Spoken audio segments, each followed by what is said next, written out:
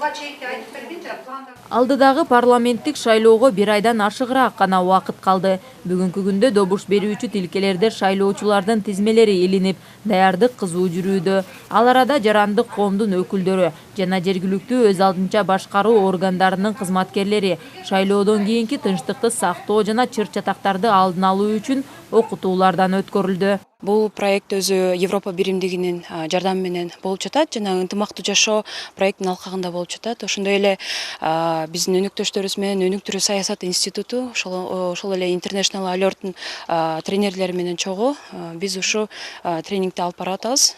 Бул тренингдин натыйжасында жергиликтүү өз алдынча башкармалыгы жана жарандык коом бул тынчтыкты сактоо демилгелерин алып чыгыш керек да. Ошону колдоо максатында биз ушу жерге Талас областына келип жатабыз. Мындан тышкары ынтымактуу жашоо долбоорунун алкагында укук тартибин жана мыйзамдуулукту сактоо, региондор жана улуттар аралык же башка араздашууларга алып келген социалдык чыр-чатактардын алдын алуу боюнча көндөмдөрдү жакшыртуу маселелери каралып талкууга алынды. Тренингден кийин катышуучулар чыр-чатактарды алдын алуу жана жергиликтүү деңгээлде тынчтыкты орнотууну өнүктүрүү боюнча пландарды иштеп чыгышып, аны ишке ашыруу үчүн чакан гранттарды ала алышат.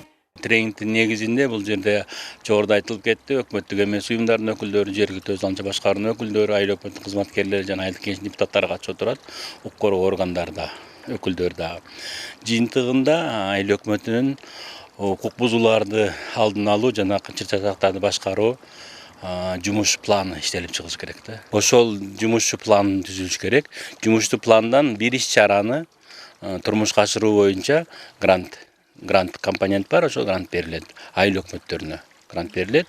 Өзүнчө анан өкмөттүк эмес уюмдарга өзүнчө грант берилет. Ошо гранттык табыштамаларды күтөбүз биз окуулардан кийин. Негизги максат ошол жерде иштеп чыгуу, планды иштеп чыгуу жана пландагы бир иш-чараны турмушка ашыруу боюнча грант берилет.